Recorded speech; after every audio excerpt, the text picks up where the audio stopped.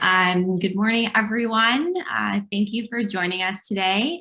I'm Lexi Cito from App Annie, the industry's most trusted mobile data and analytics platform. Our mission is to help customers create winning mobile experiences and achieve excellence. We are committed to delivering the industry's most complete mobile performance offering. And I lead the insights team at App Annie, and we inform on the mobile market on major trends and shifts in consumer behavior and best practices to succeed on mobile. And recently we have relaunched our 2021 State of Mobile report. So if you want more trends and analyses after this, you can get that for free at stateofmobile2021.com. And you can also get a free account at appannie.com. And now I will also welcome our panelists that are joining. So I will let them introduce themselves, tell you what company they're at, and then also I'm going to ask them all to kick us off with a fun question to see if what is the one app that they cannot live without, apart from obviously their own. So we'll start with Lisa and follow up with Gareth and then Lena. Great, thanks Lexi. And thanks James, super happy to be back at App Promotion Summit at the London edition, even if it's virtual. Yes, so my name is Lisa Canelli and I'm the Chief Marketing Officer for FishBrain. FishBrain is the most popular app for the world's most popular hobby, which is fishing. And even if you don't fish, I bet you know somebody in your life who is obsessed with fishing, and that is why it is so popular. So we have been around for over 8 years now, and we have almost 12 million anglers around the world who use FishBrain to find places to fish, talk to other people about fishing. We also recently launched an e-commerce shop so you can buy fishing gear as well. And yeah, we're based in Stockholm, Sweden, but our anglers are all over the world, especially in the United States. And the app that I cannot live without is an app called Tiny Beans. Maybe you know them, Lexi, they're Australian originally, and it's an app for you to post photos of your kids, but only share them with select family. So not all over social media, just with the people you choose, and you can track photos every single day. You can upload, so I can scroll back for 4+ years of child photos. And yeah, I really love it. I post to it all the time and look at photos of my children when they're asleep. That's great. All right, Gareth. Thanks, Lisa. So yeah, I'm Gareth Nettleton. Also great to be here. It's my first time speaking at a promotion summit, so thank you for having me. I am the Vice President of Marketing at Strava and have been with Strava for 7 years now. So I've really seen us go from a relatively small number of athletes on the platform to around 80 million plus today. For those that don't know Strava, we're essentially a fitness app. GPS tracking is kind of the kind of basics of it, but the big difference is obviously the community and connecting people to their athletic friends. I think is a big part of what we've seen be very successful for us over the years, and certainly in the last 12 months as well. The app that I can't live without, other than our own, if Strava's all about doing sport, I really like The Athletic for reading about sport. For anyone who doesn't know The Athletic, it's a subscription business as well, but it's all about just in-depth quality sports journalism, which is really hard to find in the traditional media nowadays because of for various reasons. So that is one of the first apps I open every single morning to find out what's been going on. Awesome. And Lena? Thanks, Lexi. And hi, everyone. I'm Lena. I'm head of growth at Secret Escapes. So I basically look after strategic initiatives and new business bets across product, marketing, and analytics. One app I can't live without. I mean, I'm going to be like basic here, but I love Clubhouse. I think in these like strange times where we're all just craving that social interaction and, those moments of serendipity, talking to someone you don't know. I think it just adds this new dimension to connecting online. And I think the fact that is, voice only doesn't technically count towards your screen time. So I think it's a win-win.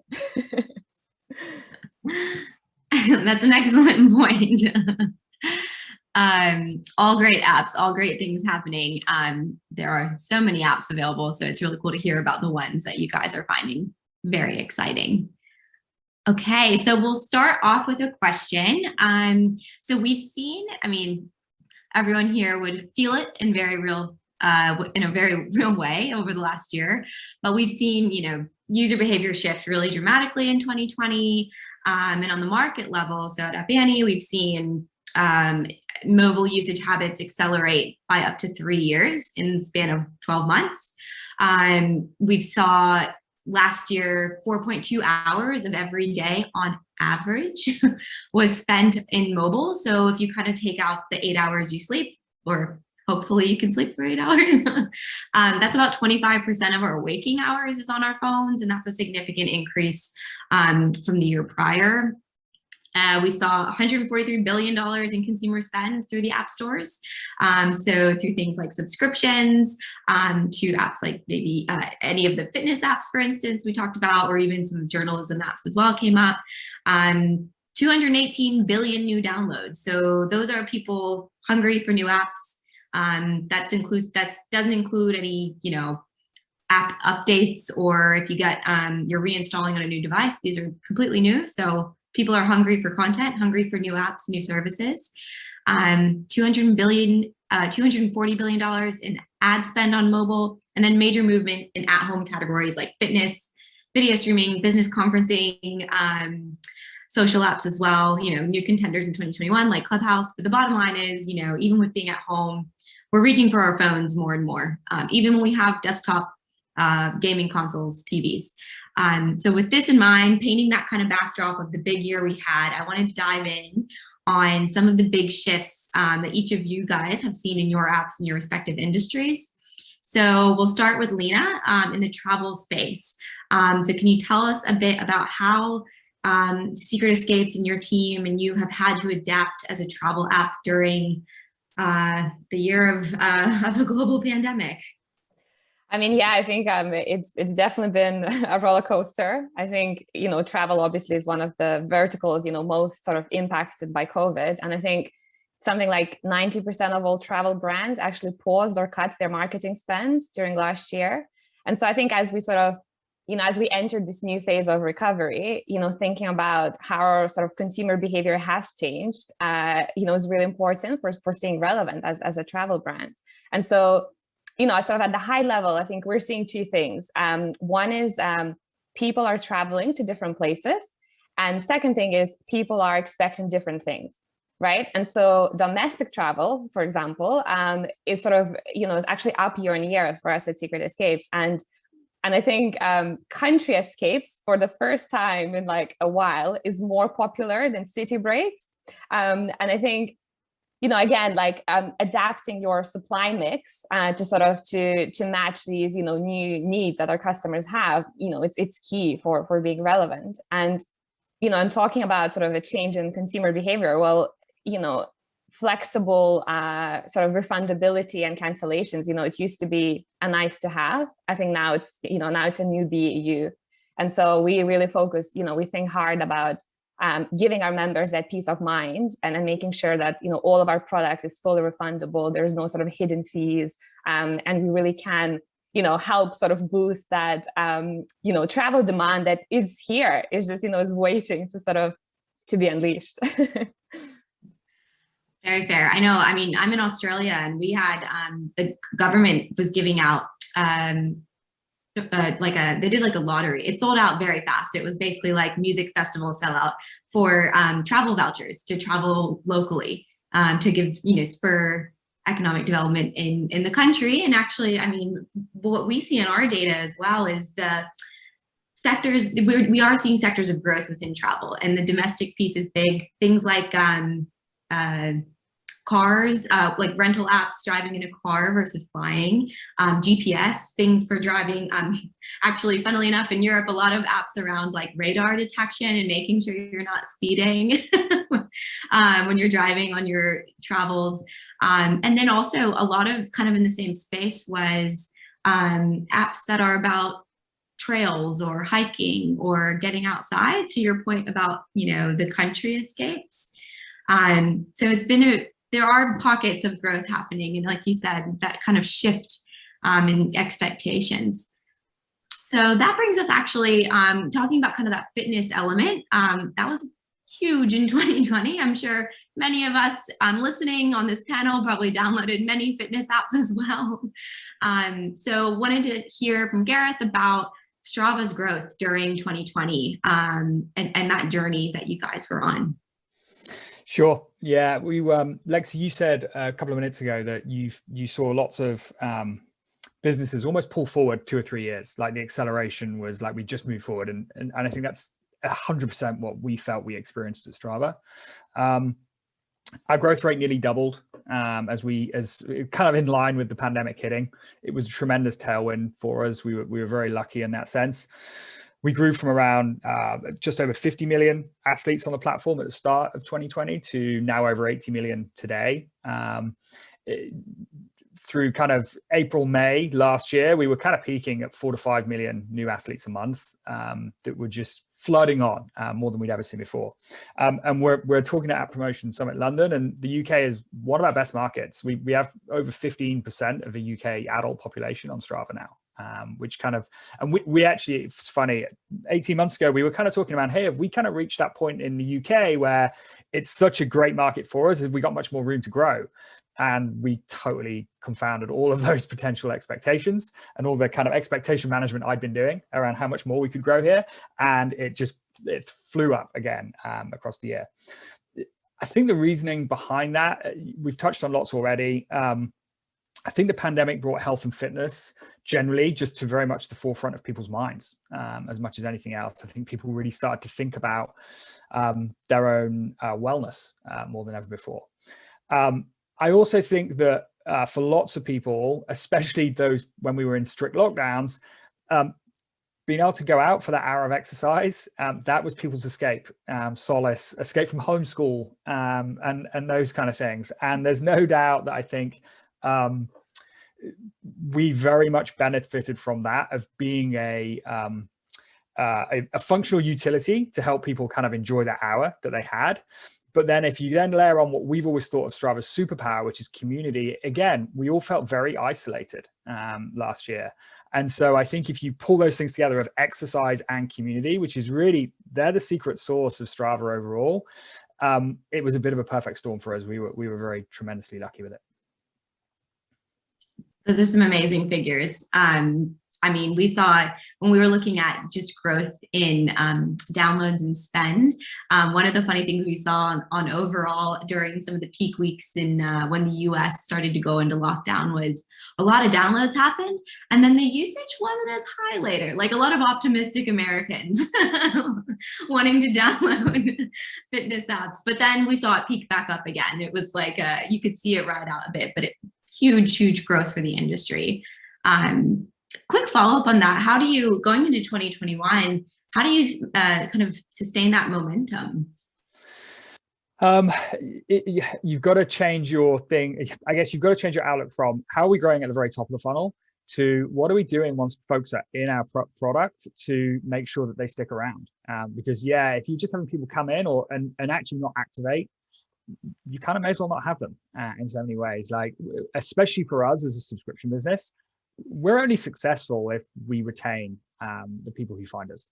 It's as simple as that. They have to be ongoing. And so we're in fact, we're more obsessed with how are we continuously every single day engaging the folks we have on the platform than we are throwing people in the top overall. So, and there's all kinds of things to do with that. There's, again, we're lucky we're a habitual pastime, right? If we can get people into running or cycling or any of the other sports they were doing, and then make it a habit for them, not the novelty. And so we're all about kind of habit formation at Strava, very much so. Yeah, awesome. All right, and Lisa, wanted to kick it over to you and see about your growth during 2020 and what might be driving that as well. Yep, absolutely. So we also were fortunate enough to somewhat benefit. So fishing was one of the few sort of sports or activities in addition to fitness that a lot of places you could do. And that's because often, like, yes, of course you can fish as a family or with friends, but a lot of people do that as a solo activity. So it was very social distancing friendly. And of course, in some places, there were more strict lockdowns than others. For example, in the UK, for a while, fishing was not allowed, and then they reopened it again. But for the most part, like fishing really was one of these few outdoor activities, sporting activities you could do. So we saw a lot of people, and this is just not us in the app world, but in the fishing industry, saw tons of growth. And it was from a lot of people who we kind of consider reactivated anglers. So maybe they fished 10 years ago, right? It wasn't like, not as much, I'm going to pick this up new, as like, oh, I used to do this and there's nothing else for me to do. I'll go pick up this old hobby again. So for example, I mean, for me, the biggest, I think, example of how wild this past year was there was a time in April of last year where FishBrain was the #1 sports app in the United States. And if you think about April in the sporting world in the United States, usually we have some competition, right? Usually there's a little baseball, a little basketball, a little golf, there's some other stuff going on, and we were the #1 sports app. So that is like completely wild to me that happened. I don't expect that to happen this year, but again, we are also looking at, okay, all of these people who came last year, how do we retain them? Especially because fishing has this, the added factor that it is quite seasonal. There's some parts of the world you can fish all year round. In the southern United States, you can, but in a lot of the, the northern hemisphere, most people don't fish so much in the winter months. And then we come to now March, April, towards July, this fishing season really peaks. So we're looking a lot at like all of these new people who came last year. How do we get them back? How do we keep them fishing again, especially as things open up and maybe there's more competition than we had last year? Absolutely. And you mentioned you launched recently an e-commerce store. Was that part of this strategy? It was interesting. So we had planned the e-commerce store already. We launched it in 2019. And then we really benefited, dovetailed really well within 2020. So many more people were willing to buy online and buy through mobile apps. I mean, our store is both web and mobile, but we definitely benefited from like consumer interest, acceptance, sort of openness of this, less ability to go shop in store. Also, some of these other bigger retailers, or for example, in the spring, Amazon was so swamped with people buying all kinds of things that like they couldn't deliver fishing gear. So people had to come to us. So that was something that really benefited. And again, okay, we sort of built this layer. How do we keep growing this now that maybe some of the competition that wasn't so focused on fishing last year is going to be back in our space? Like, what does that mean for us? That's another thing we're looking at. Yeah, definitely. That's we saw some huge adoption in mobile commerce in the US and in Europe as well. We see years ago, pretty much in Asia, right? Very mobile first, mobile commerce heavy, but then in the US in particular, we've really lagged as a market in adoption. So last year for grocery was a big one, that helped accelerate it. People were ordering groceries and all the other apps as well. It was just phenomenal boost. So it makes complete sense. You guys been very timely, very nicely positioned from 2019 just to kind of have that traffic and that kind of natural new habit that's already, you've got this, it's built out in your app and you could just kind of ride that wave through 2020. Okay, so now a couple other questions coming up.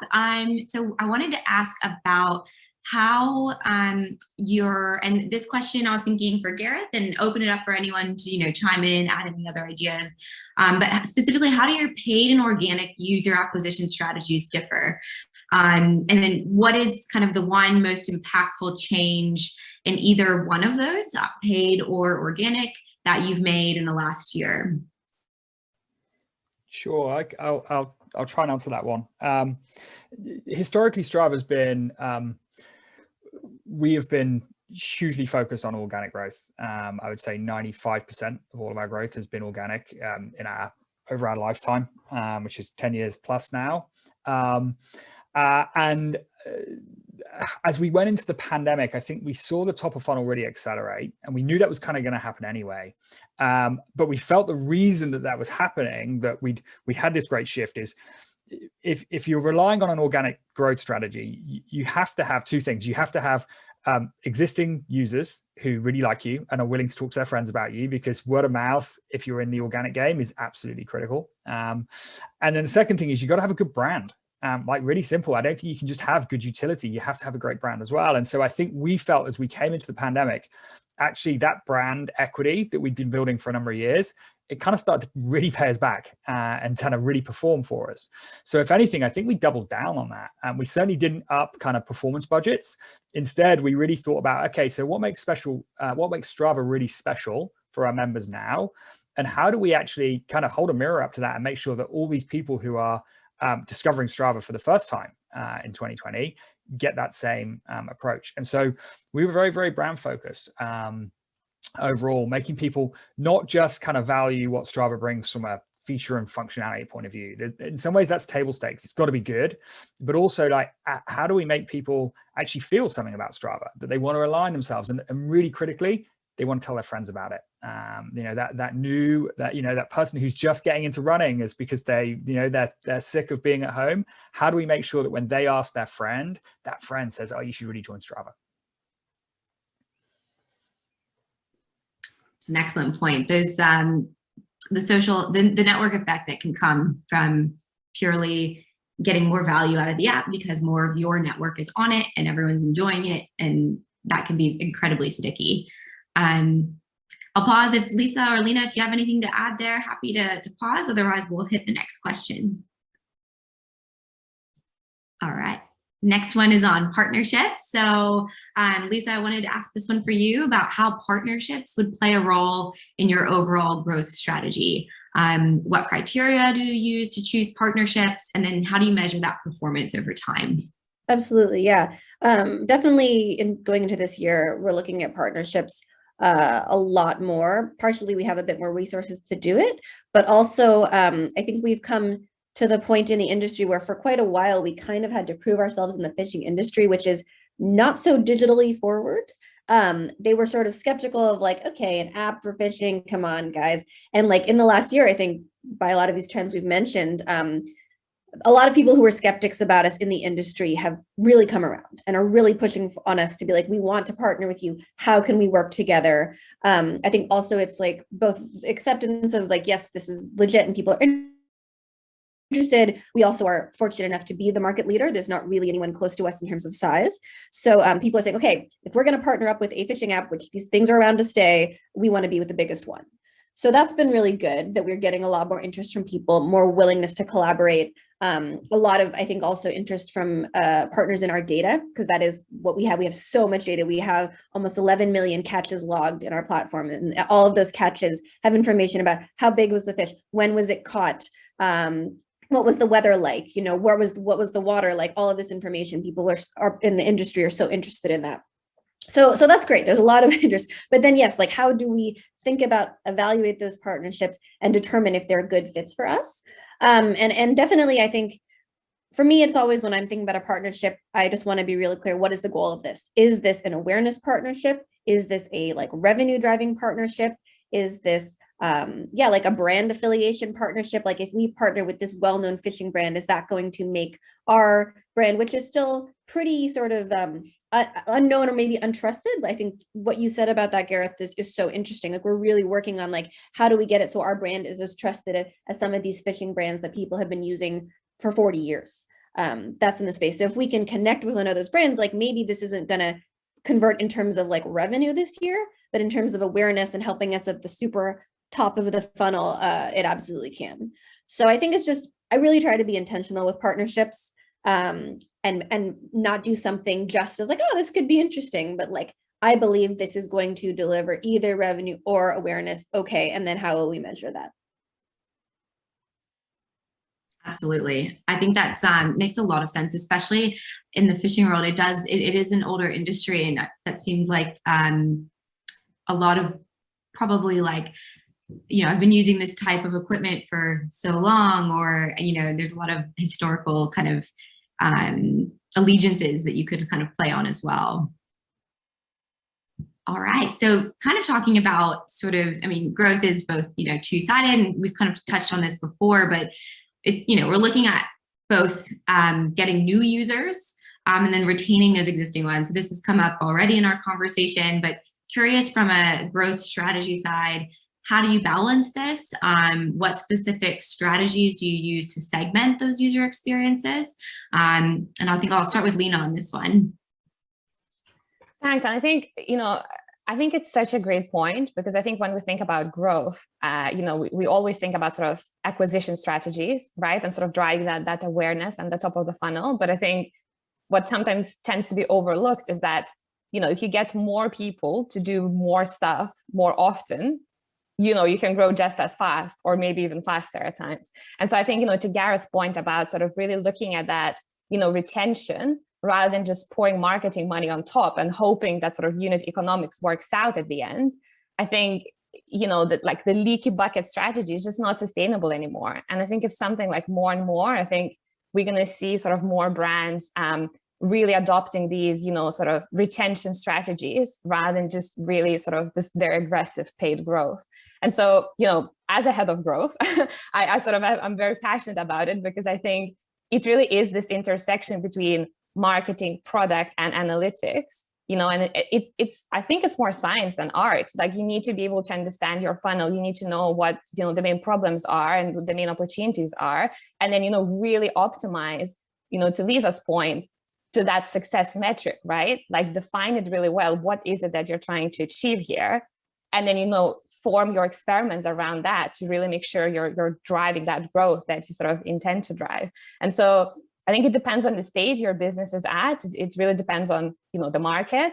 I think for us, for example, last year, it didn't make sense to acquire new users when travel wasn't at the top of people's minds, right? And so I think quite quickly, changing to that sort of more longer term product-led growth and trying to solve those, really big and challenging retention problems. But I think ultimately, I think we're going to see more and more of that. And I think there's a true understanding that product-led growth, it is a lever. Absolutely. Lisa or Gareth, do you have anything to add on the new users or retaining users strategies? All that, I would just kind of reiterate what Lena said. Product-led growth should be almost your best lever overall. Like, we have twice the number of win backs every single day than we do new registrations, and so the opportunity there is already twice the size. And so like, if you can find great viral loops within your own product that can drive growth for you, it will be you've just got the basis of a good business straight away. Overall, you're not having to feed the beast to keep that growth going. It's a really dangerous game you can get into. And so if you can start to build those friend get friend loops into your own product, they will pay you back, because they compound over time as well. Like, don't forget the compounding effect. So I would encourage all app businesses that have that to just double down on them.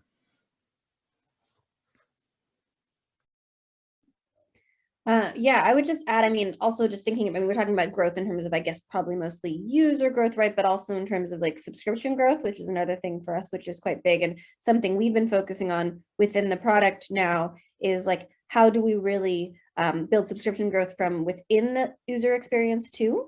Because a lot of our subscription really comes from the onboarding. Like, most of it comes from that first time. We're very good at upselling in the early stages. And something we have identified is like, that's good, but like, we should be making that, what are the opportunities for subscription growth within the user experience? As you're going through the experience of using FishBrain, wow, this looks really cool. Oh, this is a paid thing. Okay, look how much value I would get out of using that. So that's another thing. I think we've been putting a lot of less on that sort of early stage selling and more of the later stage selling is something we've also started to invest a lot more in recently. Absolutely. These are all great strategies. I feel like this is this one question could very much be its own 45-minute talk, likely. I do want to ask another question, and then we'll try to get to some of the ones coming in from the audience. So looking outside of sort of traditional app marketing. So when I say traditional, that's a funny thing to say about mobile marketing, since it's such a relatively new form. But outside of paid ads and search ads and keyword optimization, kind of what has been the most effective channel or tool for growing your user base outside of these very mobile specific strategies? Curious if, Gareth, how you guys have handled that and what has been good for your team. Yeah. I guess continuing on a theme a little bit, we've always looked at, because we've always relied on organic growth so much, we've always looked at ways to juice that kind of organic growth. And that one of the best ways we've always found is that word of mouth. So how do you create stuff in your product that allows that word of mouth to happen somewhat kind of organically overall? So I'll give you the best example we have probably is at the end of every year, we run what we call our Year in Sport project, which is essentially where we create a little kind of animation stroke experience for every single athlete on the platform. And it's like a wrap up of like, what did they achieve on Strava in the last year? And it very much kind of a la Spotify Wrapped overall. And you make it super shareable. You make it very snackable so that people can pick the bits out that they're comfortable sharing and kind of leave the stuff that they're not.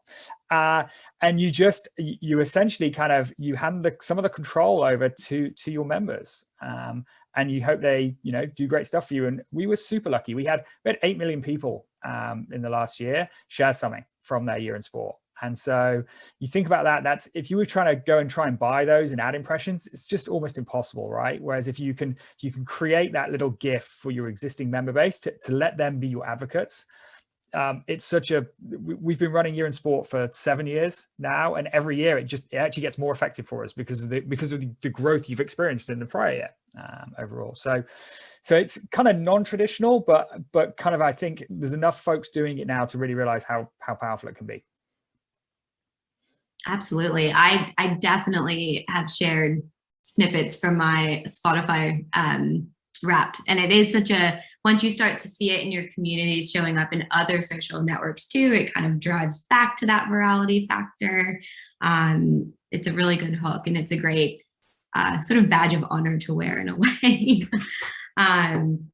And also kind of plays a little bit on the strategies we see in mobile games as well, with leaderboards and with progress. And leaderboards still are one of the top 3 sort of gaming gameplay features that drive average revenue per user in games. So customization and events are other ones, but leaderboards still are a major stronghold there.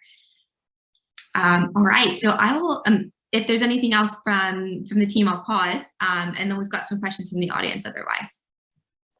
I think probably just to add to that, really, I think, it's always a value exchange, right? No matter what the action you want the users to take, like, people need reasons, right? Like, we're sort of, if you want them to buy, well, give them the reasons to buy. If you want them to browse, give them the reasons to browse, to share, to engage. And so I think, really, just to echo that, I think for us, one of the big growth levers last year for the mobile app specifically was actually, maximizing our owned and earned channels. And so, paid wasn't an option at the time, but, we have a huge sort of active base that, interact with our newsletters, like, on a daily basis. And so, when we started thinking about, okay, well, how can we still encourage our members to download, our travel app in the middle of a global lockdown? But, is there a value exchange in there?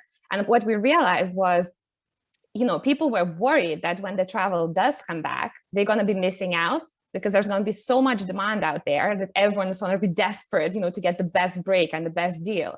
And so, in a very sort of lean sprint fashion, getting the product teams together and really, brainstorming, well, okay, what are the features that we could offer in the app to help to drive that adoption? VIP exclusive early access was a great value proposition. And for us, actually, our app grew like 2x in size during COVID. And I think it's just a testament to how having that really strong value exchange and sort of, defining very well, like, what is it that they're going to get out of whatever action it is that you want them to take, giving them those reasons. I think that can be really key for good, growth strategies. So really, really can echo that. Yeah, absolutely. I think the VIP, we've seen that tactic used as well. I've seen that in other categories. These are all really good insights that are, can extend beyond the App Store category you're in. We often see sometimes people, get focused on just looking at your peers, but there's some amazing, techniques across the board, learning from gaming apps or from dating apps or other apps that are doing things very, very well. So that's a great technique to use for apps across the board. Okay, we have a specific question for Lisa. I'll start with that. what is the first criteria you look for while onboarding a new partner for performance? Partner for performance. What's the first criteria? That's a good question. I mean, I think we look at, like, I would say audience matchup, right? Like if it's a partner and we think like, okay, we think there's an alignment there in terms of like their user base or their audience, like, does that actually fit with ours? Or is it an audience we're trying to go after? I think that would be the biggest thing, because like we have done a lot of work this year in terms of market research and really understanding the 2020 consumer versus the 2021 consumer base versus maybe our existing app users from before and how they are the same and different. So I think we're putting a lot of awareness now on like who exactly is that target customer, and if we are working with a partner to drive, for us some kind of growth, whether it's well, for us mostly it's subscription focused now, like, is that a good fit? Are they the right people? Are they going to be likely to pay? So I think that would be my biggest first criteria. That's very true. I mean, even in business side, audience fit is definitely something for any partnerships that's just so important off the bat. Because if that doesn't align, not a lot of value can be extracted. Okay, another question. We've got a couple one question about referral mechanisms. So what is the simplest referral mechanism you would recommend can be added into a mobile app? So I'll open that one up. It kind of sounds a little bit similar to the year in sport you were talking about, Gareth.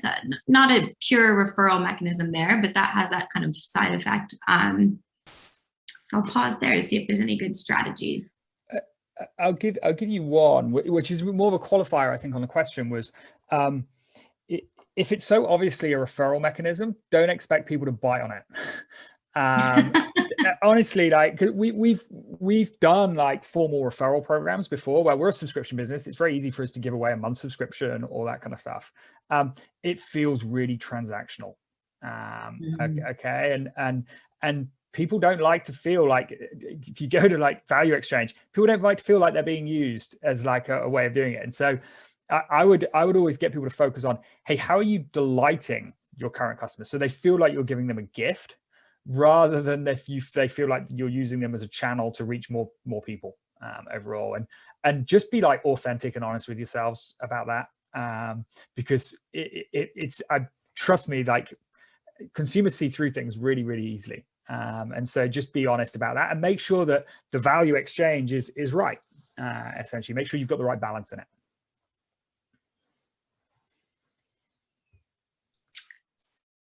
Makes perfect sense. It almost as well, when you talk about delighting user, that VIP, that we're talking about with Secret Escapes, if you're getting something that's coming to you before anyone else, like that can be one of those delighting the consumer as well.